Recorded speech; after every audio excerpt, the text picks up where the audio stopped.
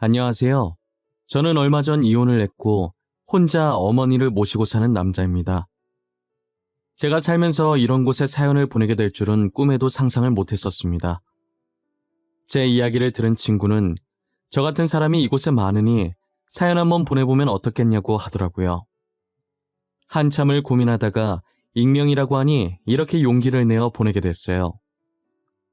아무리 사랑 없이 결혼을 했다지만 이렇게 관계를 끝내게 될 줄은 정말 몰랐어요. 저는 집안에서 맺어준 사람과 결혼을 해서 정말 사랑 없이 아내를 맞이하게 됐어요. 부자들끼리 정략 결혼시킨다는 게 드라마에서나 나오는 건 줄 알았는데 현실도 별반 다를 게 없더라고요. 저희 아버지도 그렇고 장인 어른네도 그렇고 두 분 다 사업을 하는 집안이었어요. 대대로 이어온 사업이라 할아버지를 통해 아버지와 장인 어른이 어릴 때부터 친하게 지냈었어요. 학창시절 친구셨다가 각자 다른 분야의 사업을 펼치셨고 운 좋게 성공하셨죠.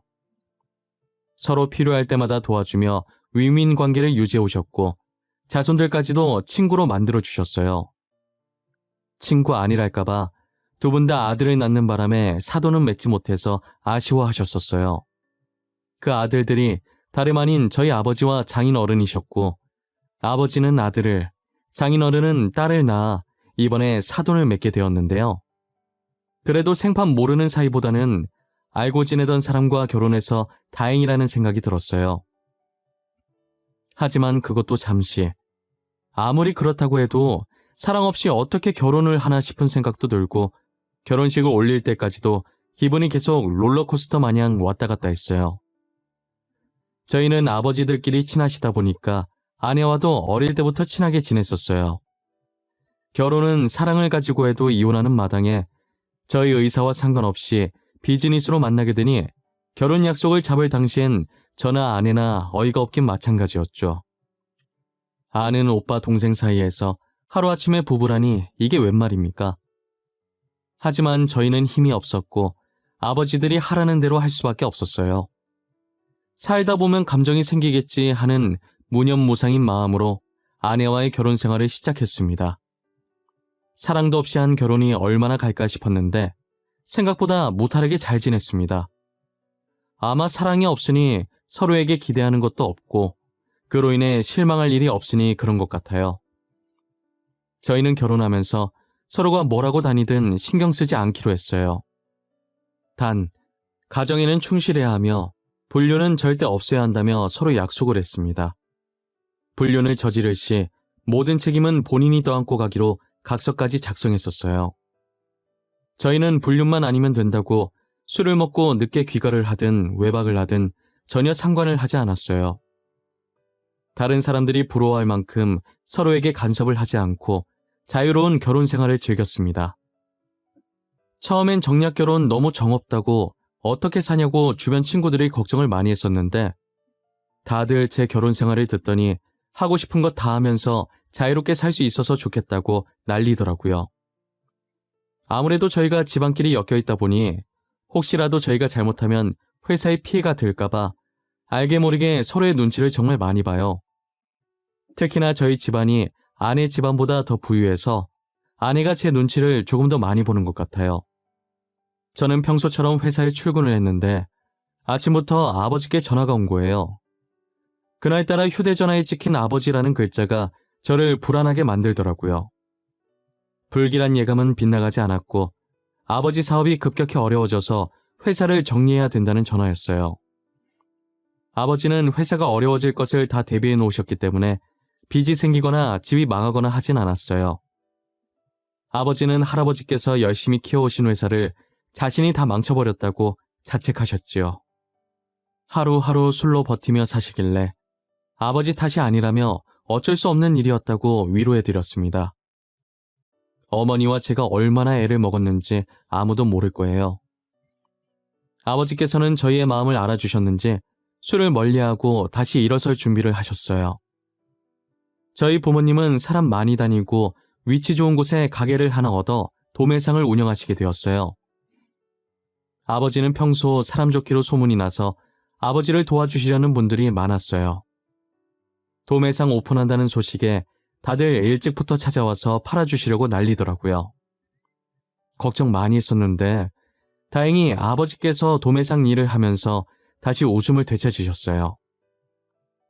그날도 어김없이 회사에 출근했고 이번엔 어머니라고 찍힌 휴대전화가 절 불안하게 만들었는데요. 두 분이서 일을 한 지 2년 정도 지났을 때 아버지께서 돌아가셨다는 전화를 받았어요. 여느 때처럼 가게 문을 열고 발주 넣었던 물건들을 하나씩 정리하고 있었는데 갑자기 아버지께서 가슴을 움켜쥐고 쓰러지셨다고 하더라고요. 어머니는 아버지가 쓰러진 줄도 모르고 재고 정리하느라 창고에 가 계셨었고 그때 들어온 손님이 발견하고 손님의 비명소리에 놀라서 나와봤다고 하시더라고요. 아버지는 심장마비가 왔었고 급하게 병원으로 옮겨졌지만 골든타임을 놓쳐 돌아가시게 됐어요. 어머니는 창고에 가지 말 걸 그랬다고 자신 때문에 골든타임을 놓쳐서 아버지가 그렇게 된 거라며 자신의 가슴을 퍽퍽 소리 나도록 주먹으로 치시면서 후회하고 자책하셨어요.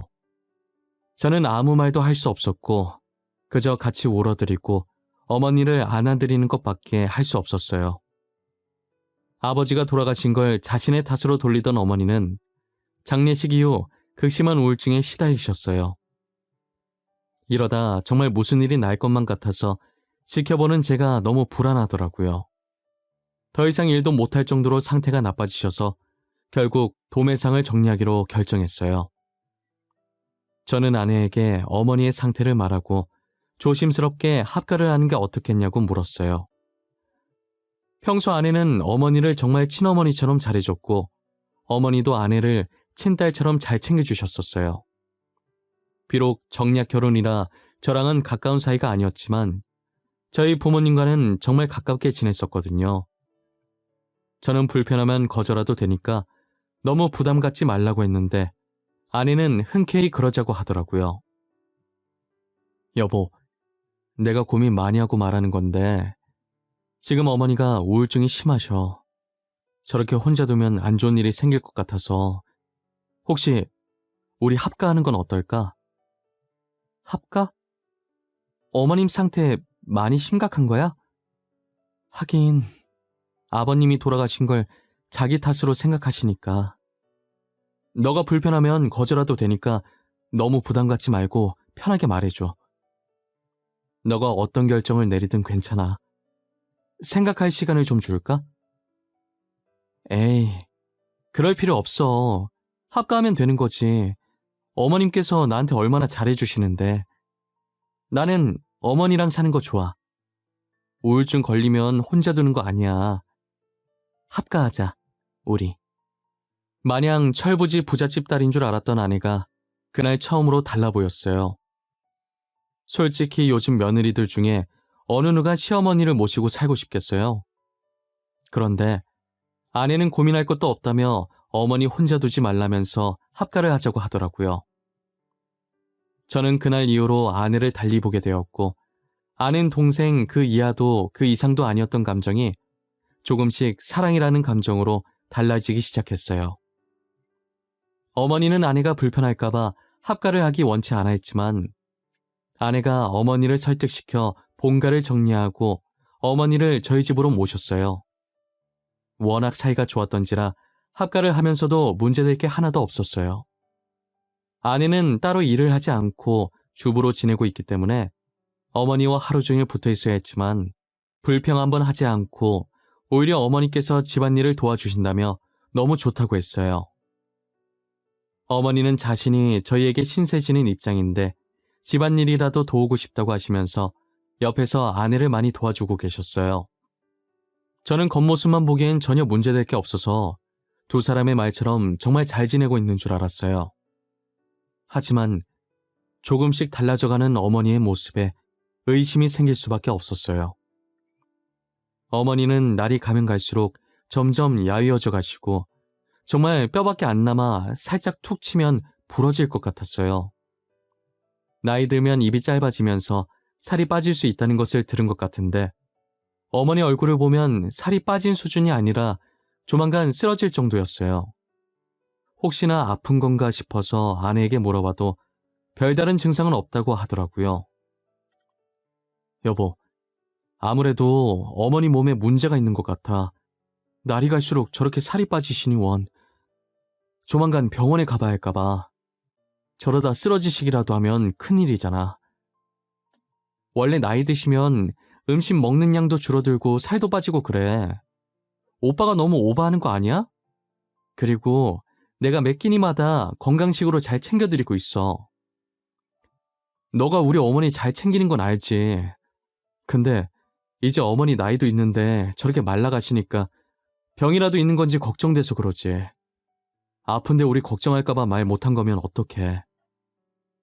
안 그래도 내가 며칠 전에 병원 모시고 갔었어. 아무 문제 없다고 했어. 괜찮아. 너무 걱정하지 마. 살이 빠졌다가도 다시 찌는 거잖아. 조금 있으면 다시 돌아오실 거야. 아내는 정말 태연하게 아무 일 없을 거라고 자신이 병원에 모시고 갔었다고 하더라고요. 저는 평소 아내가 워낙 어머니를 잘 챙겨줘서 아무 의심을 하지 않았었는데 그게 화근이었죠. 결국 어머니는 다시 살이 찔 기미가 보이지 않았고 저는 아내 몰래 어머니를 모시고 병원에 갔어요. 몸 구석구석 전부 검사를 마쳤고 얼마 지나지 않아 검사 결과가 나왔는데 딱히 병 같은 게 발견되진 않았고 다만 단순 영양실조가 의심이 된다고 하더라고요. 의사가 평소에 어머니께서 음식을 잘 못 드시냐고 물어보셔서 잘 드신다고 했거든요.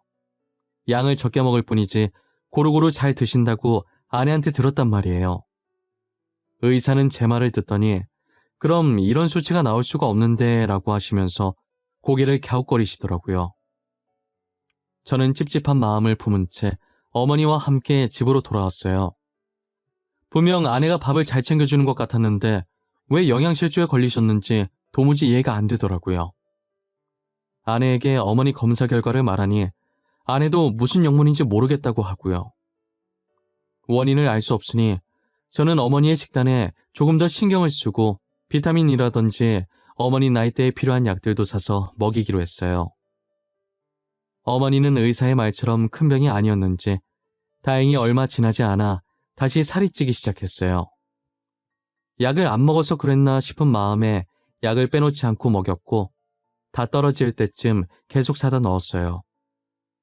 그러다 어느 날부터 어머니께서 아내의 눈치를 살피고 아내에게 존댓말을 하기 시작하더라고요.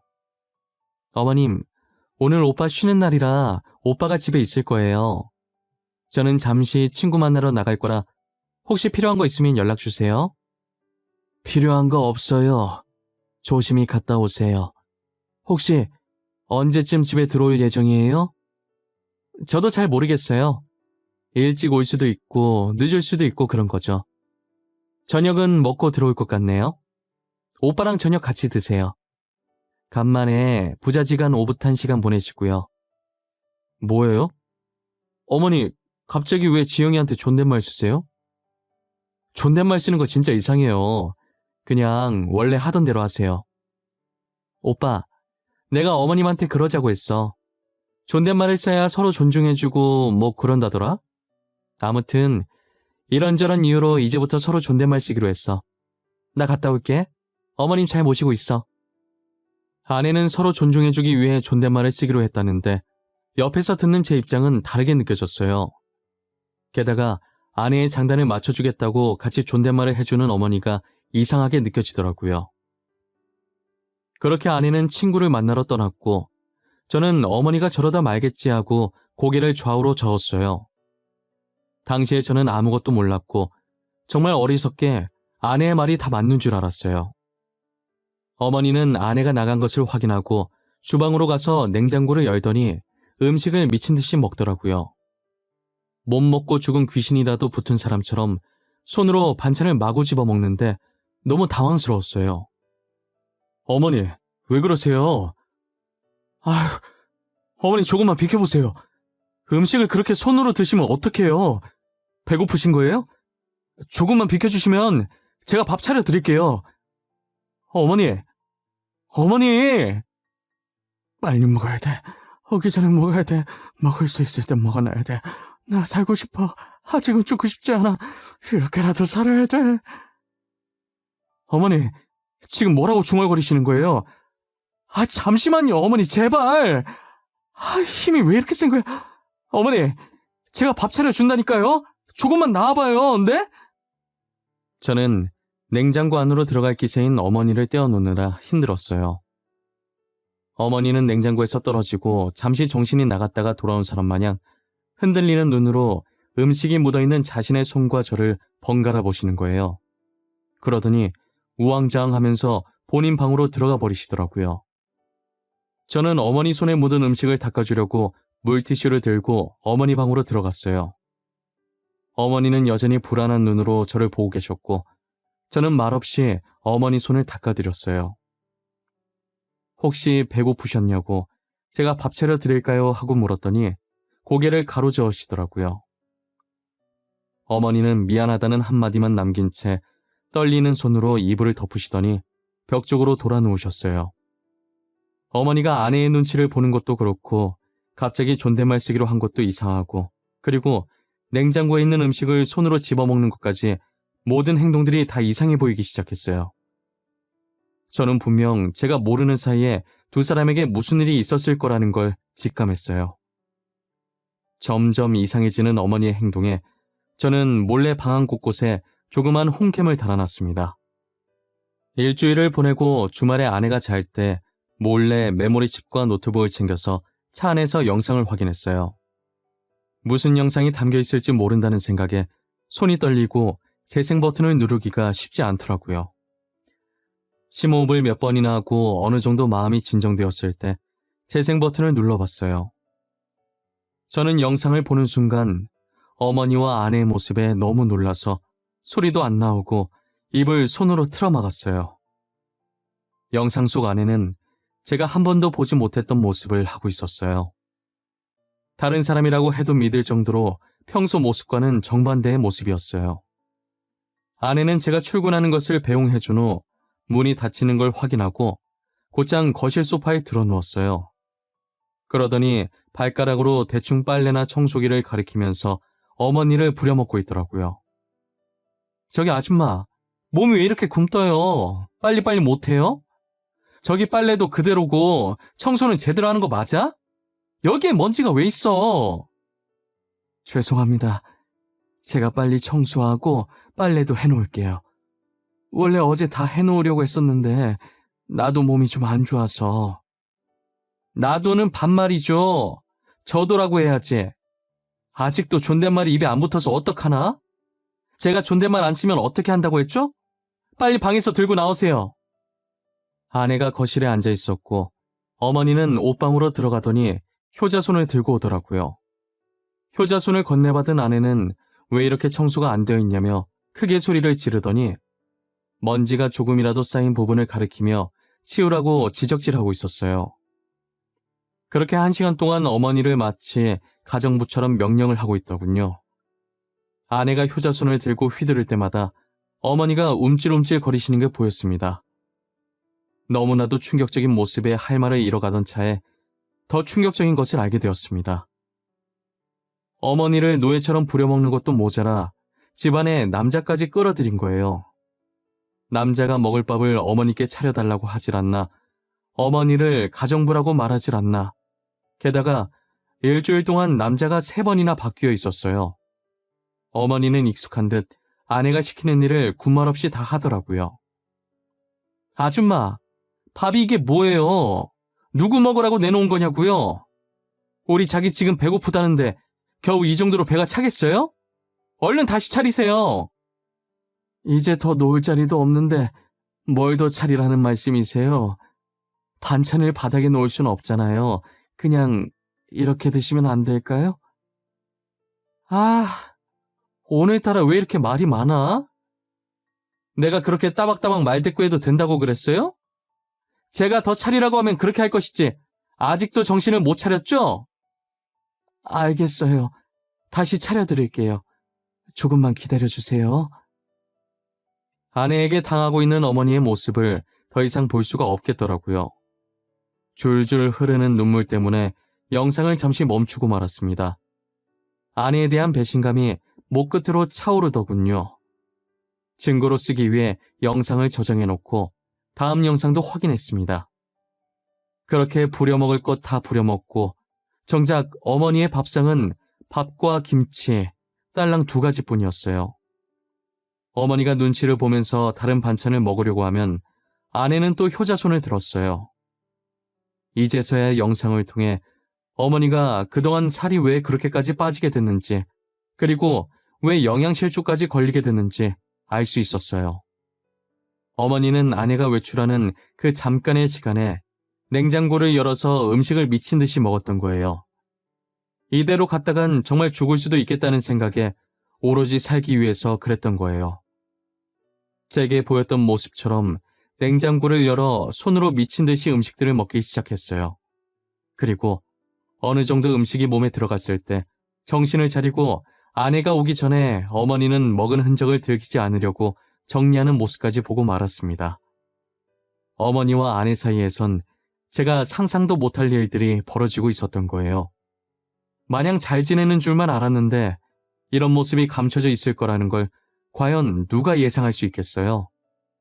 저는 어머니랑 이야기를 나눠봐야겠다는 생각이 들어서 주말에 아내를 일부러 밖으로 내보냈어요. 호텔 식사권을 선물 받았다며 친구들이랑 먹으라고 하면서 아내에게 줬고, 아내는 눈을 반짝이며 신나서 아무 의심 없이 나갔어요.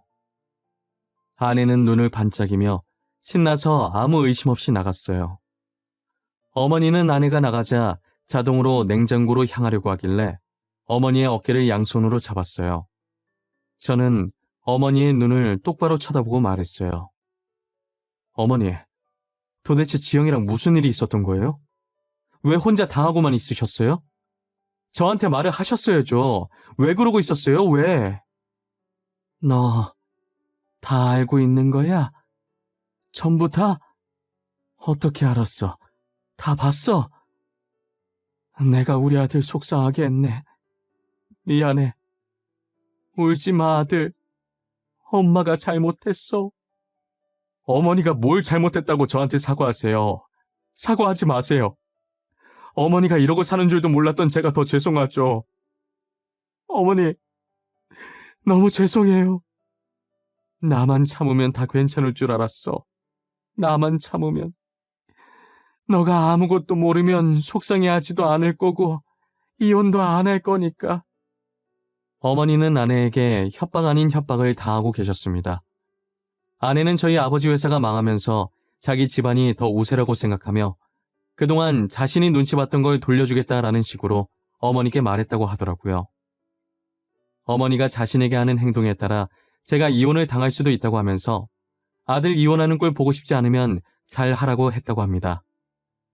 제가 아버지 사업하실 때 아내 보고 눈치 보라고 한 적도 없고 눈치 보게끔 행동한 적도 없는데 혼자서 눈치 봐놓고 괜히 어머니한테 화풀이하는 게 너무 화가 났어요. 아내를 어떻게 해야 할까 고민하고 있던 와중에 장인어른 얼굴이 머릿속에 지나가더라고요. 장인어른은 가족보다 자신의 명예와 기업 이미지를 더 중요시 여기는 분이시기 때문에 아내가 허튼 짓을 하는 걸 엄청 싫어했어요. 조금이라도 자신의 명예에 그리고 기업에 해가 되는 짓을 한다면 누구든 바로 내치실 분이셨죠. 저는 아내의 만행이 담겨있는 이 영상을 장인어른에게 보여드려야겠다는 생각이 들었고 곧바로 노트북에 있던 영상을 휴대폰으로 옮겼어요. 그리고 정말 오랜만에 장인어른과의 식사 자리를 마련했어요. 아내는 곧 자신에게 무슨 일이 벌어질지도 모른 채 제 옆에서 마냥 좋아했어요. 콧소리를 내며 제 팔짱을 끼는데 역겨워서 당장이라도 아내 얼굴에 침을 뱉고 싶은 심정이었어요. 복수를 제대로 하기 위해 꾹꾹 참으며 장인어른 앞에서 표정 관리를 했습니다. 미리 시켜놨던 음식이 시간 맞춰 나왔고 아내와 장인어른은 맛있게 먹기 시작했어요. 저는 속으로 이것이 이들의 최후의 만찬이니 많이 먹어두라는 생각을 했어요. 다 먹었는지 두 사람이 입을 닫길래 저는 휴대폰을 들어 영상을 장인어른에게 보냈어요. 장인어른은 휴대폰 알림 소리에 화면을 보는데 제 이름이 떠있자 뭐냐고 하시는 거예요. 그래서 깜짝 선물이라고 한번 확인해 보라고 하니 활짝 웃으면서 영상을 확인해 보시더라고요. 조용한 룸에 영상 속 아내의 목소리가 흘러나왔고 장인어른과 아내는 동시에 표정이 굳어졌어요. 장인어른의 얼굴은 시뻘개졌고 아내의 얼굴은 새하얗게 질려 있었어요. 영상이 끝났을 때 장인어른은 분노로 몸을 떨었고 아내는 두려움에 몸을 떨었어요. 이내 장인어른은 매서운 눈을 하고 아내를 째려보더라고요. 강지영, 너 이 영상이 도대체 뭐냐? 영상 속에 있는 거 너 맞지? 설마 옆에 있는 이분 안사돈 맞는 거야? 맞냐고! 지금 내가 묻잖아! 아버지, 그게요. 아니, 그게 제가 다 설명해 드릴게요. 오해예요. 그거 저 아니에요. 조작된 거예요. 일부러 조작한 거라고요. 김서방이 할 짓이 없어서 이런 조작이나 하고 있겠어? 시어머니한테 이러는 것도 모자라서 집안에 외간 남자를 들여? 너가 지금 제정신이야? 아버지, 제가 잘못했어요. 한 번만 봐주세요, 네? 다시는 안 그럴게요. 다시는 어머님 안 괴롭히고 다른 남자 안 만날게요. 제발 한 번만 봐주세요. 너 같은 딸 둔 적도 없고 필요도 없어. 오늘부터 우린 남남이다. 내가 살아있는 동안엔 마주칠 일 없었으면 좋겠다. 나중에 장례식장에서 보던가. 장인어른은 제가 예상했던 그대로 영상을 통해 확인한 아내의 행동에 펄쩍 뛰셨어요. 아버지 얼굴에 먹칠을 해도 유분수지 어떻게 이런 짓을 하고 다닐 수 있냐며 호통치셨죠. 장인어른은 제게 얼굴을 볼 면목이 없다고 연신 미안하다고 하셨어요. 저는 장인어른께 사과해야 할 사람은 따로 있는데 왜 장인어른이 사과하시냐며 사과하지 마시라고 하고 아내만 내버려 둔 채 같이 식당을 빠져나왔어요. 아내는 친정에서도 쫓겨나고 저희 집에서도 쫓겨났어요. 몇 번이나 저희 집에 찾아와서 잘못했다고 한 번만 봐달라고 했는데 계속 무시하니 한동안은 저희 앞에 나타나지 않더라고요. 장인어른께 카드도 뺏겨서 할 수 있는 게 없으니 아마 상간남들 중 한 명한테 가지 않았을까 싶네요. 장인어른은 제게 잘해주셨기 때문에 장인어른한테까지 피해를 주고 싶지 않아서 조용히 아내와 이혼하고 어머니를 모시고 이사를 갔어요. 아내 때문에 정신적으로 충격을 많이 받으셔서 계속 두려움에 떠시길래 병원에서 치료를 하기 시작했어요. 장인어른은 어머니 앞에 나타나 다시 한번 죄송하다고 대신 사과드리겠다고 하면서 고개를 숙였어요. 안사돈, 무슨 말을 해도 위로가 안 될 것이고 저희를 용서 못 하시겠지만 정말 죄송합니다. 진심으로 사과드리겠습니다. 제가 자식을 잘못 키운 탓입니다. 아니에요. 사돈어른 이러지 마세요. 사돈어른께서 이러시니 괜히 제가 더 불편하네요. 저는 괜찮습니다. 참으면 병된다고 했는데 자식 걱정하느라 미련하게 참은 제 잘못이죠. 제가 자식을 잘 키웠다면 안사돈께서 이런 수모를 겪을 일도 없었을 거예요. 정말 죄송합니다. 모든 것이 다 제 잘못입니다.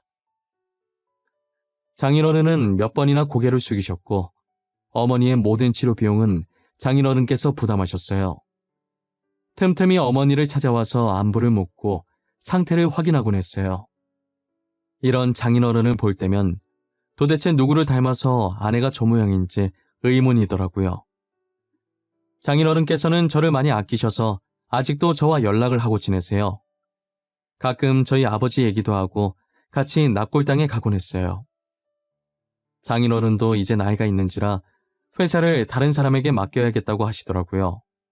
그러면서 제 손을 잡으시더니 아들이 없어서 믿고 맡길 수 있는 사람이 저밖에 없다고 저한테 자신의 회사를 맡아달라고 하시는 거예요. 제가 계속 못하겠다고 했지만 장인어른이 너무 간곡히 부탁하시는 바람에 그렇게 하겠다고 했어요. 그래서 원래 다니던 회사를 그만두고 장인어른 회사로 들어가 밑에서부터 차근차근 배우고 있어요. 직원들도 다 착하고 일도 잘하고 놀 땐 또 잘 놀고 제가 직원들한테 보고 배운 것이 많았어요. 제가 다녔던 회사랑은 조금 다른 일이라 힘들 줄 알았는데 옆에서 도와주는 저희 직원들 덕분에 힘냈어요. 앞으로도 직원들과 함께 즐거운 회사 생활을 해보려고요. 그리고 저희 어머니도 현재 상태가 많이 좋아져서 병원에 치료받으러 가는 횟수가 줄어들었어요. 이대로라면 얼마 지나지 않아 병원도 안 가고 예전처럼 정상적인 생활을 할 수 있을 것 같아요. 가끔 곤히 잠드신 어머니를 볼 때면 진작 알아차리지 못해서 죄송한 마음밖에 들지 않아요. 조금만 더 빨리 알아차렸더라면 어머니께서 이렇게 힘들어하지 않았을 텐데 말이에요. 저는 앞으로 이런 일이 2번 다시는 일어나지 않도록 어머니를 잘 모시며 살려고 합니다. 여러분들도 아픔 없이 행복한 하루하루를 살아갔으면 좋겠네요.